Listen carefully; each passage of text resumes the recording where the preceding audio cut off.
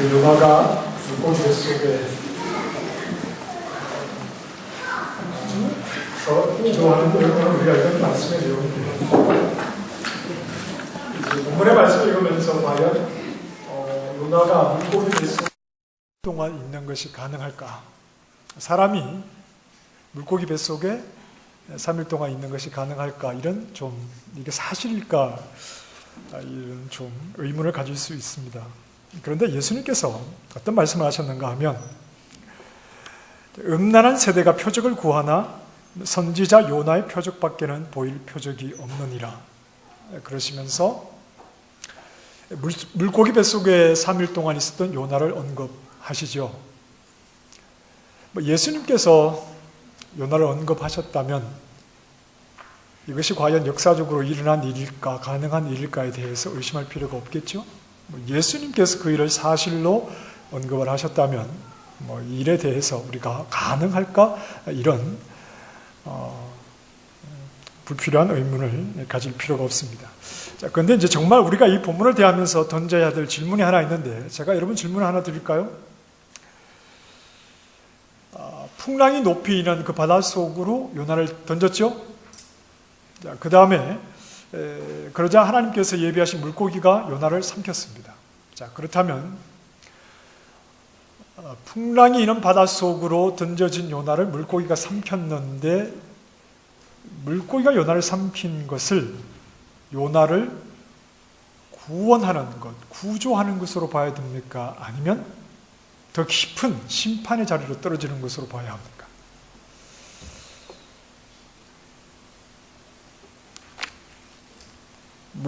물속에 요나를 던졌더니 하나님이 예비하신 큰 물고기가 요나를 삼켰습니다. 이걸 구원으로, 요나를 건지시는 구원으로 봐야 할까요? 아니면 요나에 대한 하나님의 더 깊은 심판으로 봐야 할까요? 자, 대답하지 마시고. 자, 제가 왜 이런 질문을 던질까요? 17절 말씀을 다시 한번 보실까요? 여러분, 여호와께서 이미 큰 물고기를 예비하사 요나를 삼키게 하셨으므로 그랬죠? 요나를 삼키도록 물고기를 준비하신 분이 누구시라고요? 하나님이시죠. 그렇다면 하나님께서 요나를 위해서 물고기를 준비하시기 직전에 하나님이 하신 일이 뭐죠? 1장 12절 말씀에 보면 요나가 이런 말 하죠. 너희가 이 큰 폭풍을 만난 것이 다 나 때문인 줄을 내가 아노라. 큰 폭풍을 요나 때문에 보내신 분이 누구시죠? 하나님께서 요나를 삼키기 위해서 물고기를 준비하시기 전에, 그 직전에 하신 일은 요나에게, 요나 때문에 큰 폭풍을 보내신 일입니다. 요나가 여호와의 얼굴을 피하여 있기 때문에 큰 폭풍을 보내셨고, 이어서 바다에 떨어진 요나에게 큰 물고기를 하나님께서 보내셨죠. 지금 요나가 배를 타고 가고 있는데 바다에서 일어나는 이 큰 폭풍과 또 이 물고기는 이 바다에서 일어나고 있는 일련의 사건들은 하나의 큰 그림으로 좀 보셔야 됩니다. 지금 바다에서 하나님께서 파도를 일으키시고 큰 폭풍을 일으키시고 또 바다에 던져서 그를 위해서 물고기가 그를 삼키게 하신 이 사건은 별개의 사건이 아니라 연속되고 더 심화되는, 더 깊어지는 그런 사건의 연속으로 좀 보셔야 합니다. 이미 큰 물고기를 예비하사 요나를 삼키게 하셨으므로 그랬는데, 이 삼키다는 의미는 좀 부정적인 의미입니다. 여기는 파괴의 의미가 들어있습니다. 죽음의 의미가 들어있죠. 하나님께서 요나에게 큰 폭풍을 통해서 하나님의 그 위협, 죽음 앞에 있는 심판의 두려움에 그를 세우시고 그를 바다에 던지셔서 그를 삼키셨다는 것은 하나님이 내리시는 진노의 연속으로 보셔야 합니다. 자, 그리고 예수님께서 요나를 언급하셨는데 무슨 말씀 중에 하셨는가 하면 십자가의 죽으심과 관련해서 요나를 언급하고 계시죠. 마태복음 12장에 보면 요나가 밤낮 사흘 동안 큰 물고기 뱃속에 있었던 것 같이 인자도 밤낮 사흘 동안 땅 속에 있으리라. 예수님께서 십자가에서 죽으시고, 십자가에서 왜 죽으시죠? 죄인들의 죄의 값을 예수님께서 대신 짊어지시고 하나님의 진노를 받아 십자가에 달려서 죽으시죠. 완전한 죽음이 일어나죠. 그래서 땅 속에 3일 동안 계시는 것, 하나님의 진노의 자리에 계신 것과 관련해서 요나가 물고기 뱃속에 3일 동안 있었다는 것을 말씀을 하신다는 것은, 요나가 물고기 뱃속에 있는 것이 구원받았다는, 구조받았다는 의미라기보다는 하나님의 진노의 심판 속에 있는 상황이다 하는 것으로 좀 이해를 하셔야 합니다. 자기 때문에 찾아온 큰 폭풍을 만나서 바다에 던져진 요나는 물고기에게 삼켜짐으로 더 이상 자기 힘으로 벗어날 수 없는, 풍랑이는 배에서는 잠이라도 잤잖아요. 더 이상 자기의 힘으로는 극복할 수 없는, 벗어날 수 없는 그런 어떤 절망적인 상황에 요나가 처하게 되었다. 그런 의미로 좀 생각을 하셔야겠죠. 그래서 이렇게 기도를 시작합니다. 2절 말씀에 내가 받는 고난으로 말미암아 여호와께 불러 아뢰었더니 주께서 내게 대답하셨고 내가 스올의 뱃속에서 부르짖었더니 주께서 내 음성을 들으셨다. 요나는 지금 어디에서 기도하고 있죠? 어디에서 부르짖고 있죠? 스올의 뱃속에서 하나님께 부르짖고 있습니다. 물고기 뱃속을 가리켜서 스올의 뱃속이다 이렇게 표현을 했습니다. 스올이라고 하는 말은 구약 성경에 한 60차례 이상이 나타나는데 늘 동일한 의미로 사용되는 것이 아니라 좀 여러 가지 의미로 이 말이 사용이 됩니다. 스올이라는 말은 영이 육에서 떠나버린 이 죽음, 그 죽음의 상태를 가리켜서 스올이라고 표현하기도 하고, 또는 이 무덤을 가리켜서 또 스올이라고 표현하기도 하고, 또 하나님부터 완전히 심판을 받은 그 지옥을 가리켜서도 이 스올이라고 표현을 합니다. 여러 가지 의미로 이 스올이라는 말을 구약에서 사용하고 있는데, 오늘 본문에서는 이 스올을 이렇게 이해하시면 될 것 같습니다. 자기의 힘으로 어떻게 극복할 수 없는, 더 이상 자기의 능력으로 감당해내지 못하는 그런 어떤 절망적인 상황에 처한 것을 일단 스올이라고 좀 이해를 하시면 될 것 같습니다.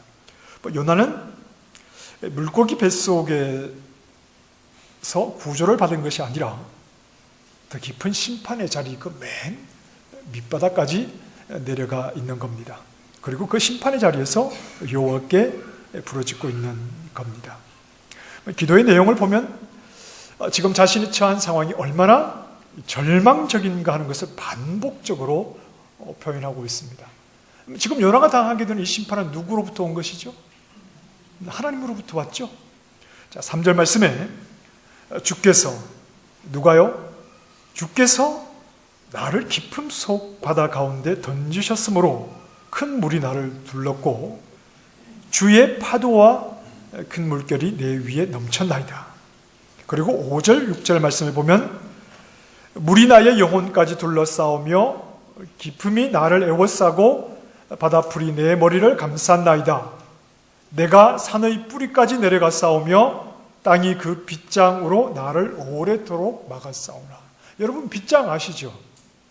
빗장, 그 옛날에 그 영화나 이렇게 사극 같은 데 보면 그 성문을 닫고 굵은 나무 토막으로 이렇게 가로질러 놓으면 바깥에서 성문을 열지 못하잖아요. 그 빗장입니다.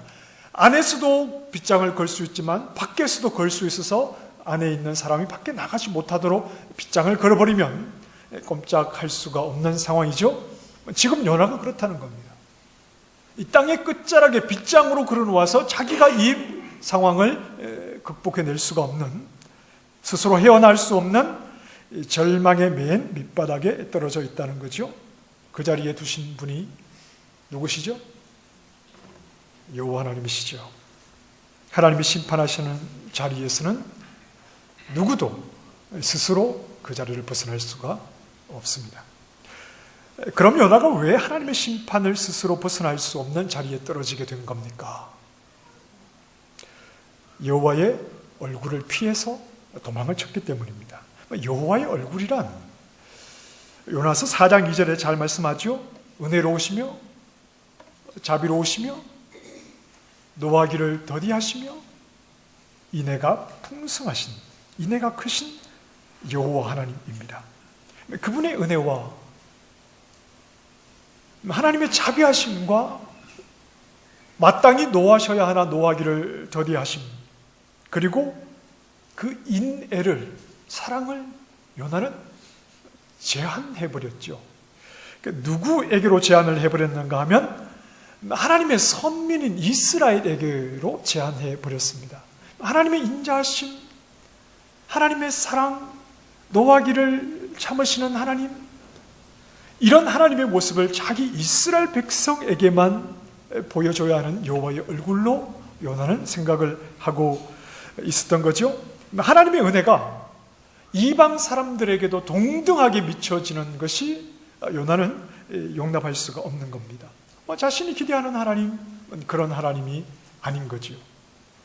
그 은혜와 자비의 하나님은 자기 백성에게만 향하는 하나님이어야지, 자기 백성을 향한 그 은혜의 모습이 이방 사람들에게, 하나님을 알지 못하는 이방 사람들에게도 동등하게 그렇게 나타나는 것에 대해서 요나는 매우 못 견뎌하는 겁니다.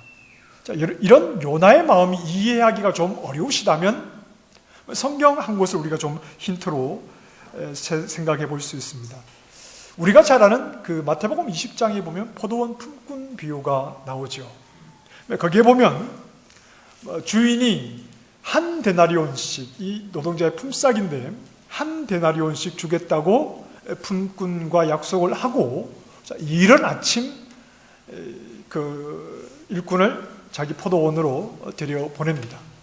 그런데 계속해서 사람들을 들여보내죠. 그 언제까지 사람들을 들여보내느냐 하면 이 일이 끝나기 1시간 전이 오후 5시에도 시장에 나가보니까 일자리가 없어서 그냥 일을 하지 않는 사람들이 있습니다. 그래서 그들에게 주인이 은혜를 베풀어서 그들도 자기의 포도원에 들어와서 일을 하게 합니다. 그리고 1시간이 지난 뒤에 이제 주인이 그 품꾼들에게 삭스를 지불하는데 1시간 일한 품꾼에게 얼마를 주느냐 하면 한 데나리온을 줍니다.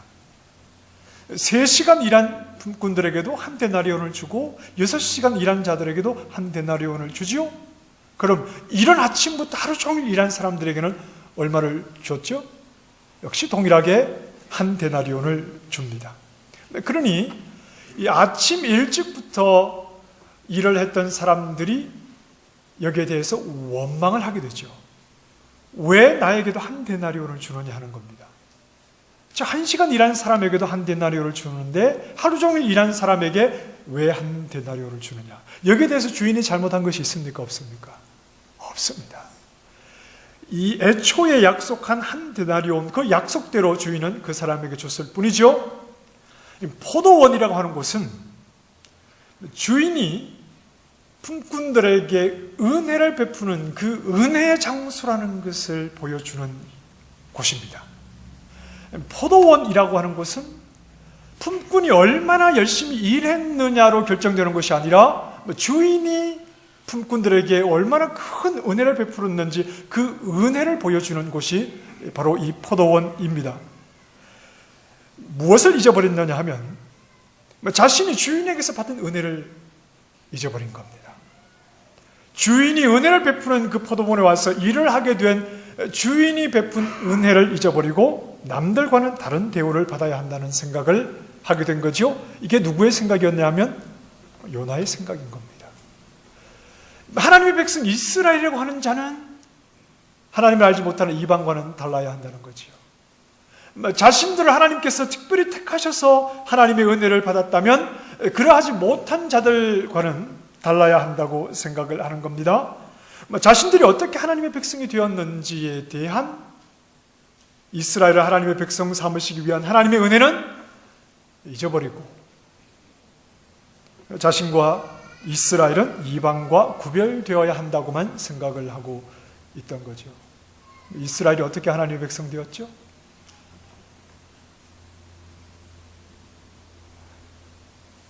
이스라엘이 어떻게 하나님의 택함을 받았죠? 우리는 성경을 아무리 뒤져봐도 이스라엘이 뭔가 특별해서 하나님의 백성 되었다는 내용은 찾아볼 수가 없습니다. 하나님의 은혜와 사랑이 그들을 하나님 백성 삼으셨는데 하나님의 은혜와 사랑으로 만족해야 할 그들이 이제 하나님의 백성 되었다는 그 사실에 매여서 하나님의 백성이 아닌 자들과는 자신들은 달라야 한다. 이런 생각과 착각을 요나가 가지고 있는 겁니다. 자, 이 마음에서 스스로 요나가 벗어나지 못하니까 하나님에게서 뛰쳐나오죠.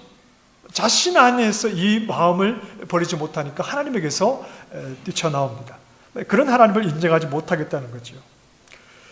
여호와의 얼굴을 피해서 도망친다는 것은 여호와의 그 은혜와 자비와 인애로부터 벗어나겠다는 것이죠. 자, 그럼 인애와 자비와 노하기를 더디하시는 하나님의 그 얼굴에서 도망을 치니까 요나가 가게 된 곳이 어디입니까? 다시스입니까? 하나님을 알지 못하는 저 땅끝에 있는 다시스라고 하는 곳입니까?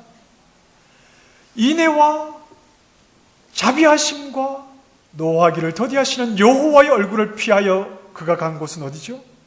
스올의 뱃속입니다.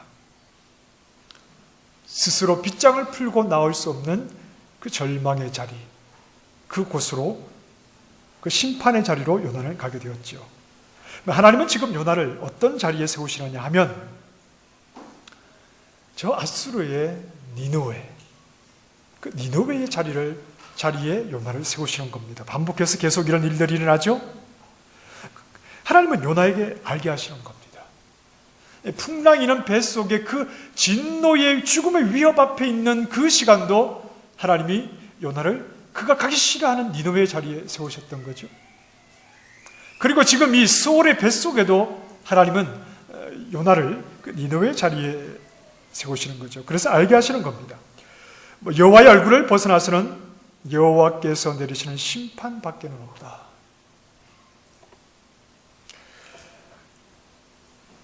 은혜로우시며 자비로우신 여호와의 얼굴 밖에서는 스올의 뱃속 밖에는 없다. 이것이 지금 니느웨가 처한 상황이라는 말이죠. 그 사실을 니느웨에 알려야 하는데 자신이 하나님의 백성 된 것이 하나님의 은혜로 된 줄 알지 못하고 이방과 자기는 이스라엘 백성은 달라야 한다는 이 편협한 생각 때문에 니느웨에 알리기를 거부하는 요나를, 그래서 여호와의 얼굴을 피해서 도망치는 요나를 하나님께서 스올의 뱃속에 가두어 버리시는 거죠. 그래서 그 자리에서 깨닫게 하시는 겁니다. 은혜의 하나님만을, 자비로우신 하나님만을 의지하는 것이 유일한 방법이라는 것을, 그리고 자기 자신 또한 하나님의 백성이라 하더라도 그 은혜의 하나님, 자비의 하나님의 얼굴을 떠나서는 스올의 뱃속 외에는 갈 곳이 없다는 사실을 하나님은 다시 한번 요나를 그 자리에 세우셔서 하나님의 은혜 밖에는 소망이 없다는 사실을 깨닫게 하시는 겁니다. 자, 지금 스올의 뱃속에 있는 요나에게 한 가지 소망이 있다면 무엇일까요? 이 절망의 구덩이에서 요나를 건져줄 수 있는 한 가지 소망이 있다면 무엇이겠습니까? 여러분 4절 말씀 보십시다. 4절 말씀에 같이 한번 읽어보실까요? 시작. 내가 말하기를 내가 주의 목전에서 쫓겨났을지라도 다시 주의 성전을 바라보겠다. 주의 목전, 주의 눈앞에서, 주의 얼굴 앞에서 쫓겨납니다. 그렇다 하더라도 다시 주의 성전을 바라보겠다. 뭔가 좀 연상되는 내용이 없으십니까? 뭔가 떠오르는 게 있죠? 예루살렘 성전을 솔로몬이 봉헌하여 하나님 앞에 드릴 때 그가 드렸던 기도가 자연스럽게 떠오르지 않습니까? 요나는 지금 활동하던 시기가 BC 700년 후반경입니다. 여로보암 2세 때 요나가 활동을 했는데 BC 한 700년 후반경이죠. 솔로몬이 여호와의 성전을 봉헌해서 드렸을 때는 이보다 약 200년 정도 앞섰던 BC 한 950년 경입니다. 역사적으로 앞섰던 사건이죠. 자, 여러분 성경을 좀 찾아보셔야 되는데 오늘 본문을 잠깐 주보로 꽂으시고 열왕기상으로 한번 가보십시다. 앞쪽으로 좀 가보시면 구약 성경 520 한 6쪽 7쪽 정도에 있습니다. 열왕기상 8장으로 한번 가보겠습니다. 열왕기상 8장 22절부터 보시면 성전을 완공한 후에 솔로몬의 기도가 시작이 됩니다. 그 기도 속에서 계속해서 반복되는 말은 성전을 향하여 이런 말입니다. 자, 29절 말씀을 한번 읽어보십시다. 다 찾으셨나요? 8장 열왕기상 8장 29절 시작. 주께서 전에 말씀하시기를 내 이름이 거기 있으리라 하신 곳 이 성전을 향하여 주의 눈이 주야로 보시오며 주의 종이 이곳을 향하여 비는 기도를 들으시옵소서. 30절 주의 종과 주의 백성 이스라엘이 이곳을 향하여 기도할 때에 주는 그 간구함을 들으시되 주께서 계신 곳 하늘에서 들으시고 들으시사 사하여 주옵소서. 그러면서 주님 계신 이곳을 성전을 향하여서 기도할 때에 우리의 기도를 들어주시고 우리의 간구함을 들으셔서 우리의 죄를 사해 주십시오.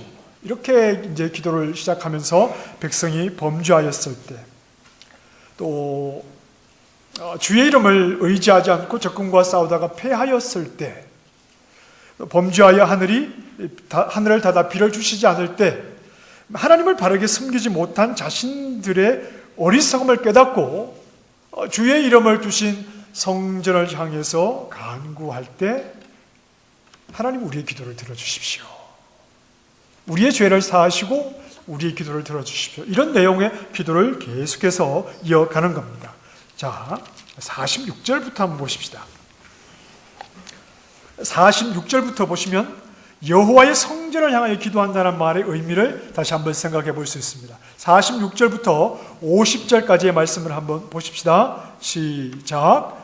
범죄하지 아니하는 사람이 없사오니 그들이 주께 범죄함으로 주께서 그들에게 진노하사 그들을 적국에게 넘기심에 적국이 그들을 사로잡아 원근을 막론하고 적국의 땅으로 끌어간 후에 그들이 사로잡혀간 땅에서 스스로 깨닫고 그 사로잡은 자의 땅에서 돌이켜 주께 간구하기를 우리가 범죄하여 반역을 행하며 악을 지었나이다 하며 자기를 사로잡아간 적국의 땅에서 온 마음과 온 뜻으로 주께 돌아와서 주께서 그들의 조상들에게 주신 땅 곧 주께서 택하신 성읍과 내가 주의 이름을 위하여 건축한 성전 있는 쪽을 향하여 주께 기도하거든 주는 계신 곳 하늘에서 그들의 기도와 간구를 들으시고 그들의 일을 돌아보시며 주께 범죄한 백성을 용서하시며 주께 범한 그 모든 허물을 사하시고 그들을 사로잡아간 자 앞에서 그들로 불쌍히 여김을 얻게 하사 그 사람들로 그들을 불쌍히 여기게 하옵소서.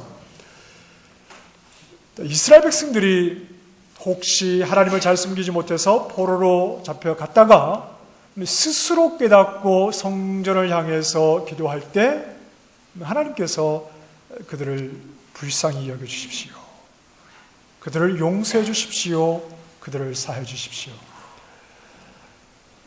이스라엘 백성들에게 그들이 하나님을 바르게 섬기지 못하고 범죄를 해서 그들에게 잘못되었을 때, 그 어떤 죄의 결과 속에 있을 때 하나님을 향해 정신을 차리고 회개하거든 하나님 용서해 주십시오. 자, 여러분, 하나님의 용서는 어떻게 해서 이루어지는 겁니까? 내가 하나님 앞에 정신만 차리고 돌아오면 저절로 용서가 주어지는 겁니까? 하나님께서 용서라고 하는 것은 내가 어떻게 하느냐이기 이전에 전제가 있어야 합니다. 하나님께서 우리를 용서해 주시기로 마음을 잡수시고 계셔야 됩니다. 하나님께서 우리를 용서하실 마음이 없는데 내가 아무리 해도 나 때문에, 내 정성 때문에 용서를 받게 되는 것이 아니죠. 하나님은 성전 가운데 자기 이름을 두시면서 이스라엘 백성이 연약해서 하나님을 향해서 하나님의 이름을 두신 그곳을 향해서 용서해 주시기를 간구할 때 하나님은 이미 그들을 향해서 용서의 마음을 가지고 계시다는 겁니다. 하나님이 왜냐하면 그들을 불쌍히 여겨주시기 때문이죠. 46절 말씀에서 뭐라고 말했죠? 범죄하지 아니하는 사람이 없사오니. 하나님의 백성이라 하더라도 범죄하지 아니하는 자들이 없기 때문에 하나님께서는 그들의 연약함을 다 아시고, 그러나 자신들의 연약함을 고백하는 자에게 이미 하나님은 그 연약한 자들을 용서해 주시고자 하는 마음을 가지고 자기 연약한 백성을 바라보고 계시다는 겁니다. 그래서 그들이 하나님을 바라볼 때 용서가 가능해지는 거죠. 하나님이 그들을 불쌍히 여겨주시기 때문입니다. 연약한 인생을 바라보시면서 여호와 하나님은 그들을 불쌍히 여겨주시기를 멈추지 않으신다. 하나님이 우리를 불쌍히 여겨주시는 것을 어디에서 깨닫느냐? 나의 잘못과 나의 부족함과 나의 죄악을 깨닫고 하나님을 간절히 바라볼 때 하나님은 여전히 나를 불쌍히 여기고 계시다는 사실을 알게 되는 겁니다. 자, 다시 본문으로 돌아오면 오늘 본문 4절에서 요나가 스올의 뱃속에서 바라보는 유일한 소망이란 뭐냐 하면 여호와의 불쌍히 여겨주심. 주의 목전에서 쫓겨났을지라도 왜 쫓겨나죠? 범죄했으니까. 그 연약함 속에 범죄하지 않는 인생이 없으니까 여호와의 목전에서 쫓겨났다 할지라도 다시 주의 성전을 바라보겠나이다. 내가 여호와 앞에 범죄한 그 죄의 크기도 크지만 그 죄의 가운데서는 아무런 소망이 없습니다. 내가 범죄한 그 죄가 너무나 커서 그 죄에 내가 매여 있는 한 아무런 소망이 없어요. 내 죄가 얼마나 큰지를 깨닫고 그 죄 아래 그냥 갇혀 있어서는 아무런 소망이 없습니다. 뭘 알아야 하죠? 내가 여호와 앞에 범죄한 그 죄 때문에 하나님 앞에 나아갈 자격이 전혀 없지만, 그러나 그것을 아는 것 자체로는 소망이 없습니다. 그럼에도 불구하고 하나님은 내가 범죄한 큰 죄보다 나를 불쌍히 여기시는 그 불쌍히 여기는 마음이 큰 줄 알아. 내가 비록 여호와의 목전에서 쫓겨나다 할지라도 나를 불쌍히 여기신 그 하나님을 바라보는 것 속에 나의 유일한 소망이 있다. 이런 고백이죠. 여호와의 불쌍히 여기심은 잘못을 해서 여호와 앞에서 쫓겨났다 할지라도 그가 그 자리에서 유일한 소망으로 삼을 수 있는 그 마지막 방법이요 기회가 된다는 말이죠. 하나님 앞에서 연약하다 하더라도, 많은 죄를 범했다 하더라도 하나님의 불쌍히 여기심 그것만을 바라보고 의지하는 자는 내 죄보다 큰 여호와의 불쌍히 여기심 그 긍휼을 맛보게 되는 겁니다. 신약의 말로 하면 7번을 이런 번씩이라고도 하는 용서라고 하신 그 말씀 속에 하나님이 우리 인생을 향한 용서가 끝이 없다는 것을 말씀해 주시는 거지요. 여러분은 지금까지 하나님을 알고 얼마나 많은 용서를 받으셨습니까? 하나님 앞에서 여러분은 지금까지 얼마나 많은 죄의 용서를 받으셨습니까? 한 100번 정도 되십니까? 100번 가지고는 택도 없습니까? 한 1000번 정도 되시나요? 셀 수도 없으시죠? 저는 셀 수가 없습니다.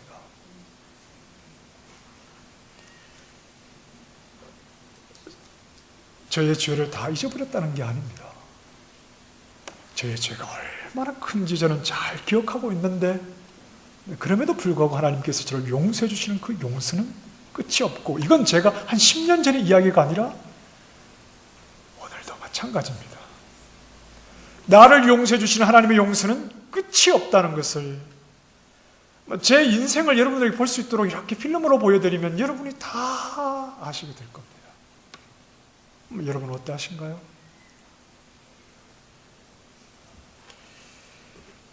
이런 번을 7번씩이라도 용서하시는 하나님의 용서, 인생을 불쌍히 여기시는 하나님으로부터 끊임없이 우리에게 나타나고 있다는 사실이죠.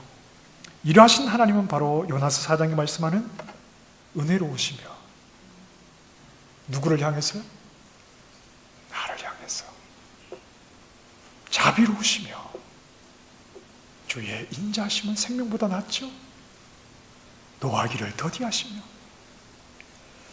하나님의 진노가 나에게 벌써 떨어져야 하는데 노하기를 더디하시고, 심판하기를 하나님이 기뻐하지 않으셔서 회개하고 돌아가기를 오래 참고 계시는 분이시죠. 인애가 크시사 뜻을 돌이켜 재앙을 내리지는 아니하신 하나님, 그 하나님은 바로 오늘 나의 하나님이십니다. 나를 하나님 백성 삼으셔서 지금도 과거에 옛날에 그랬다는 것이 아니라 오늘도 하나님은 여전히 은혜로우시고, 나를 향해서 자비하시고, 나를 향해서 노하기를 더디하시고, 그 인애가 크신 모습으로 여전히 그렇게 나를 바라보고 계시는 분이다 하는 거죠.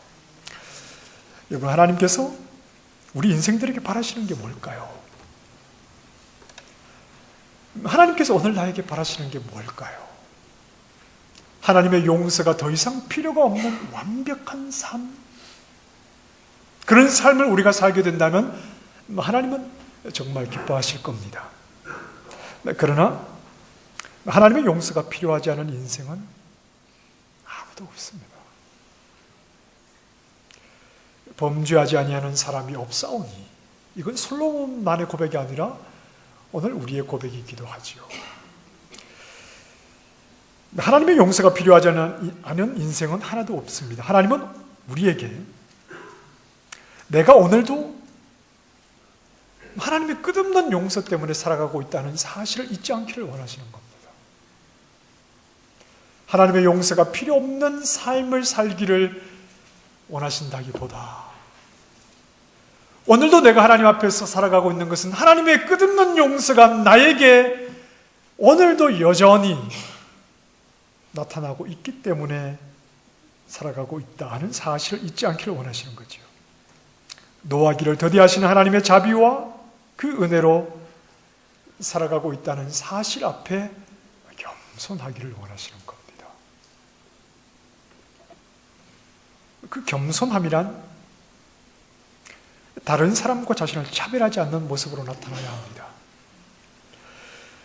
하나님의 백성이 하나님을 모르는 이방인과 자신을 차별하지 않는 모습으로 나타나야 합니다. 세상의 모든 인생은 다 연약하고, 세상의 모든 인생은 누구나 하나님의 은혜와 용서를 경험해야 하는데, 내가 구원받은 것에만 기뻐하고 그 하나님을 불러 나만 잘 되기를 바라는 이러한 모습으로 신앙생활을 하는 것은 옳지 않습니다.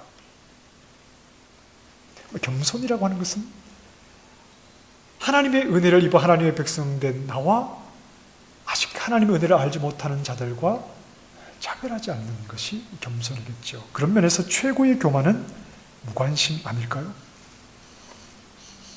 최고의 교만은 무관심 아닐까요? 다른 사람에게 무관심은 나에게만 가치를 두기 때문에 그렇습니다. 나를 위한 것에만 의미를 두기 때문에 그렇습니다. 나에게만 가치를 두고, 내가 받은 구원의 은혜만 감사하고 귀하고, 내가 하나님의 사랑을 받고 가는 것에만 귀하고, 나에게만 가치를 두고 있는 것, 그래서 타인에게 무관심한 것이야말로 교만일 수 있다 하는 거죠. 하나님의 은혜 아래에서 살아가면서 최고의 교만은 무관심입니다.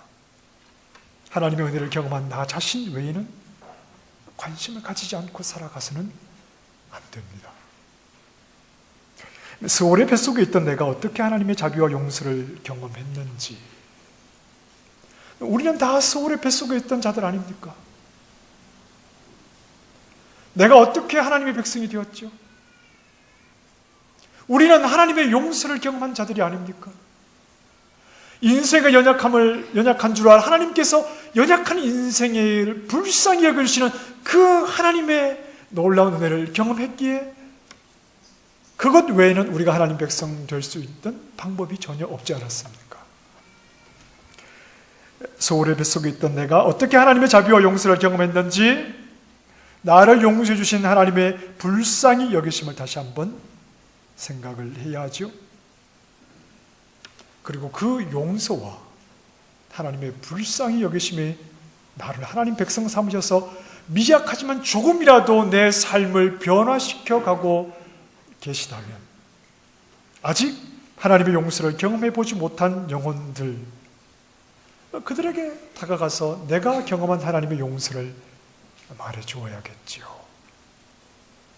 그리고 하나님은 어떤 실수와 연약함과 잘못을 가지고 있는 인생이라 하더라도 그 인생의 연약함을 알고 계셔서 그들을 용서해 주시고 불쌍히 여겨주시고자 하는 마음을 가지고 그 영혼들을 바라보고 계시다는 그 하나님의 마음을 그들에게 알려주는 것이, 내가 받은 용서와 내가 받은 구원에만 관심 가지고 무관하게 살아가는 그런 교만한 자가 아니라, 그런 요나 같은 모습이 아니라 저 니느웨를 향해서 하나님의 마음을 가지고 갈 수 있는 하나님의 백성의 모습이어야 하지 않겠느냐 하는 겁니다.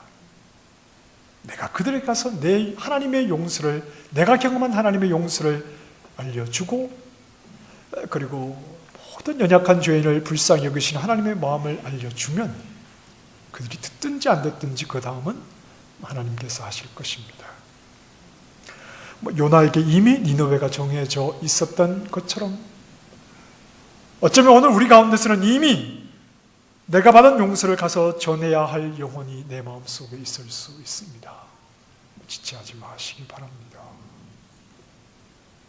그 영혼을 부르시는 하나님의 마음을 가지고 지체하지 말고, 한 번, 두 번 해서 되지 않았다고 해서 멈추지 마시고, 다른 것이 아니라 내가 어떻게 소홀의 뱃속에서 건짐을 받았는가, 내가 어떻게 하나님의 백성이 되었는가, 내가 어떻게 하나님의 용서를 경험하고 하나님의 은혜를 누리게 되었는가, 그 여호와의 얼굴을 피해서는 나 역시 아무런 소망이 없던 자였는데 내가 어떻게 하나님의 자비와 그분의 은혜와 노하기를 더디하시고 나에게 인애를 베풀어 주시는 하나님이신가, 그 하나님이 어떤 분인지를 혹 내 마음속에 담아두신 영혼이 있다면 그에게 다가가서 거침없이 전할 수 있기를 바랍니다.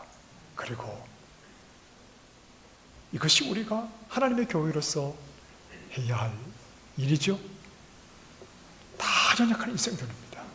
진정한 용서를 해보지 못한 이방, 하나님을 알지 못하는 영혼들을 향해서 우리가 진정 그들에게 가서 내가 경험한 하나님의 은혜와 용서와 그 자비하심을 말할 수 있어야 하지 않겠습니까? 오늘도 변함없이 고백할 수 있기를 바랍니다.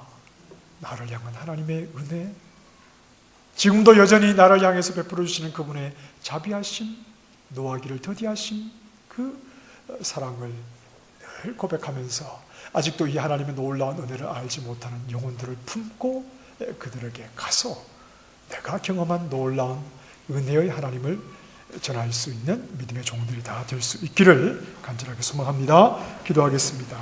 하나님